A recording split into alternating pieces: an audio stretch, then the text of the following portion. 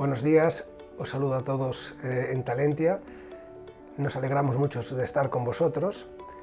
Beckhoff es una empresa internacional que lleva 20 años aquí en España y unos 25 años en su recién crecida. Es muy joven. Aquí somos dos personas en Galicia, uno es Alberto Pita y otro soy yo, que llevamos toda la zona de Galicia. Nos dedicamos a la automatización industrial y nuestra tecnología está basada en PC industrial. Trabajar para esta empresa es muy fácil, es una empresa que te deja mucha libertad, que te exige responsabilidad, pero al mismo tiempo son muy acogedores y te integran desde el día cero a todas las personas que trabajan aquí en España y en el resto del mundo.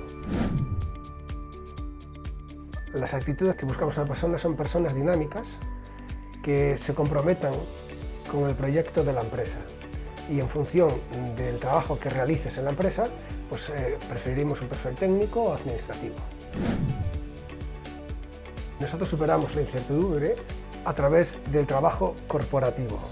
Nuestro gerente, Xavier, siempre nos infunde muchos ánimos y que estemos tranquilos.